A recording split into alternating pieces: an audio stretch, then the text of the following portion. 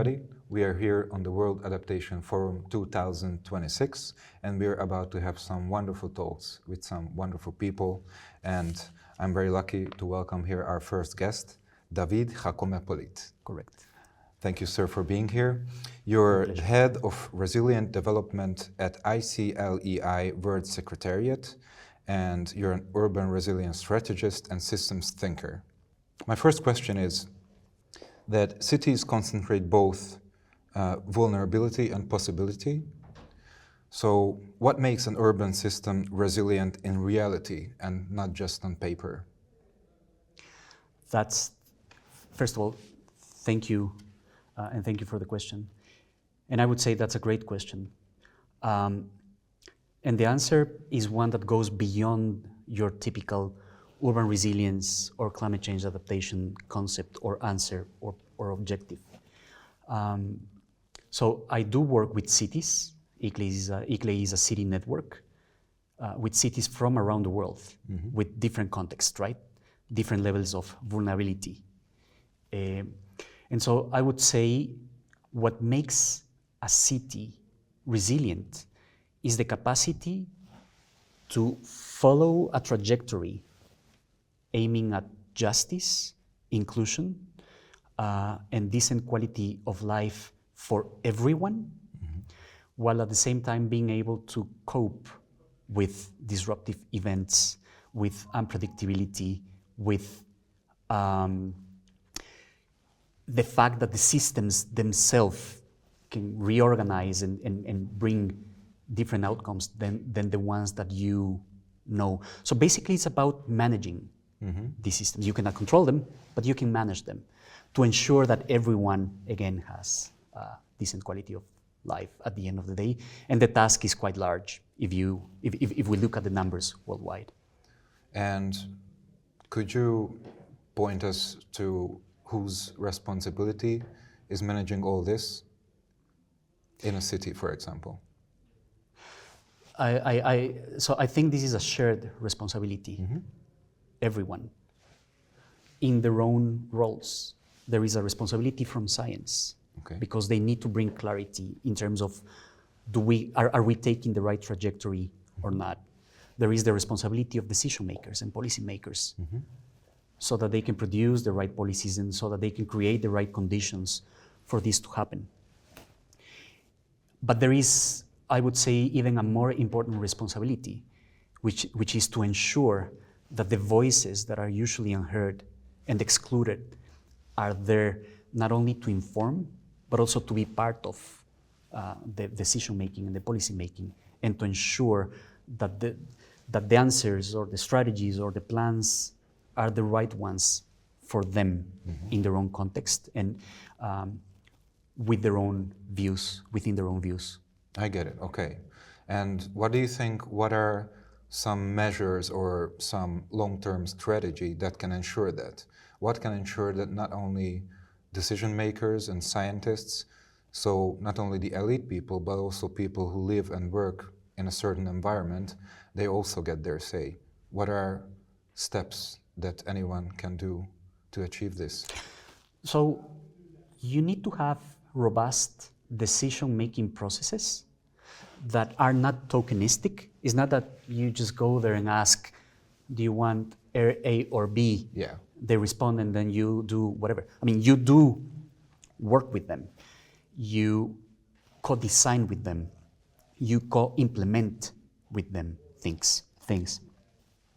And there are great examples of this around the world. You have Medellin in Colombia, for example, where they completely changed the city based on this. You have participatory budgets in Porto Alegre, Brazil, where they decide with the communities where to use public funds. And you have the Dandora Transformation League in Nairobi, where basically grassroots communities, they get together, they organize, and then they decide, and then they change the realities. So you need this, but also you need political will. You need the decision makers to be willing to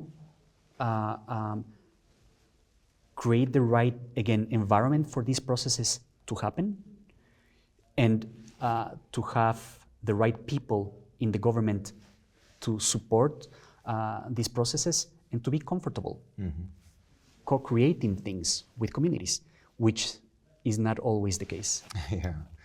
And how do you see, the situation of Europe in this context? Are there also communities and groups that are working together in such a way in Europe? There are. There are communities and there are groups that are getting together and working towards the right goals. And you see it in different places. You see it in Copenhagen, and you see it in the Netherlands. Before you open up a bike lane, you test it and you design it with communities and so on. So you see these really interesting examples, but also in West Europe, or even here in Budapest, you have participatory processes, which is how it should be done. The critical thing is, again, make sure that we are aiming at the right objectives and making sure that everyone participates, and we cannot lose sight on both points. It's a very delicate balance, I guess. Huh? Yes. It's hard. It must be really hard to achieve this and put it in practice, whether you're a decision maker or whoever. I mean, how important do you think is education in this particular context? Because for one to get the right idea in order, to pick the correct goal, you need to know, a lot of things. How do you decide what's wrong and what's good? Right. And that's a really interesting question. That brings me back to how we used to run participatory processes back in my home city, Quito, and examples that I've seen, for example, in one of the cities that we are working on currently right now in Turkey, in Izmir.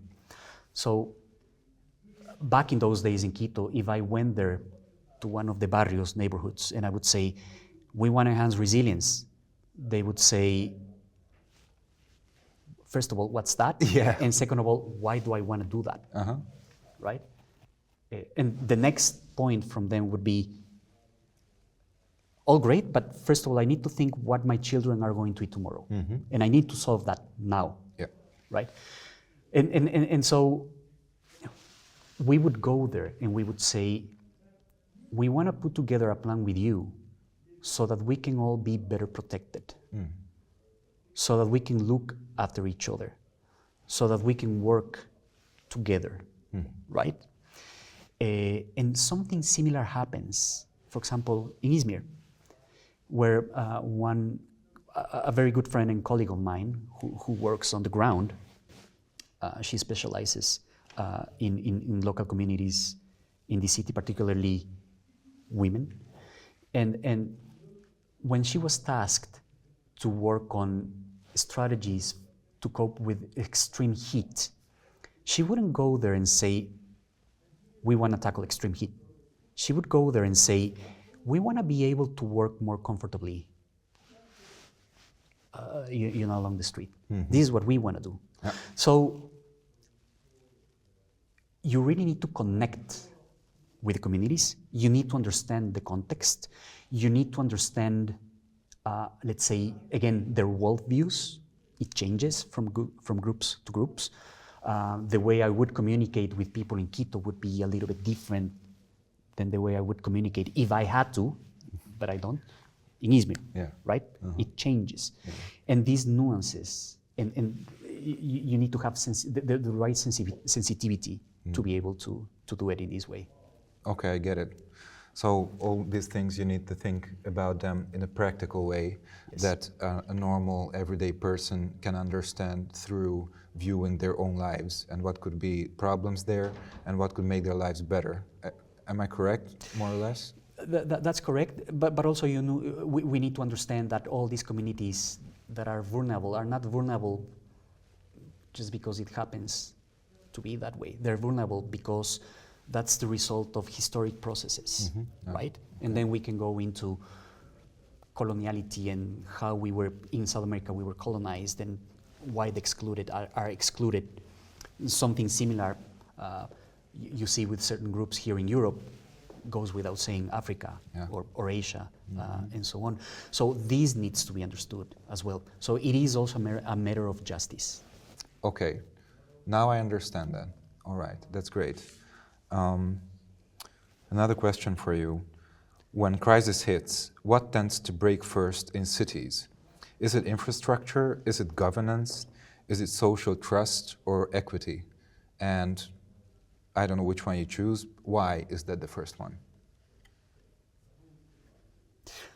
Well, the direct question would be, what is the peril? What hit the city, right? Okay. Mm-hmm. So one thing is, if you had extreme rain, then you can say the infrastructure can be suffering first, depending on where it falls, right? But if it was COVID, then that's a completely different thing. Uh-huh. What you cannot allow to suffer is communication and clarity. And if there is something that you have to accumulate through time, based on the way you do things with the communities in a participatory manner and so on, you want to accumulate as much as possible trust. Mm. And that's the very first thing, and one of the most important things that you don't want to go away quickly when something happens, because that allows you to respond better, to coordinate better, to support the most vulnerable better, and so on. Man, you're giving me the chills. It's like, this is something that needs to be talked about really more often, you know, whenever you listen to any communication, social media, in the news, television, radio, whatever, and there's a problem, they always talk about numbers and you know, like events that happen, but nobody tells you that, hey, man, you need to trust the one besides you, and you need to trust your community. It's like this seems to be this very, I don't know, this field on which we can build anything, probably. But remember, trust is something that you build through time, and it can be lost in 2 seconds, right? So you also need to take that into account, which makes it a really valuable thing to have, also a very difficult thing to manage. Okay, I think we got time for one last question. If you had to choose one principle to guide urban adaptation under worsening instability, what is the one thing that should never be sacrificed in such a situation? Justice. Okay. Justice is the guiding principle. Justice is not an outcome. Justice is not the objective. Justice is the principle. Justice is how you do things. You look at everyone. And yes, there might be trade-offs, of course. And justice for me might look a little bit different than what it looks for you. This is true. But as long as we both agree that the two of us have to be safe and have to be able to live decently, that is already quite a gain. And that would be the best way to go forward, just on that basis. Thanks so much. You're the man. Thanks. That was great. Great thoughts. Thank you.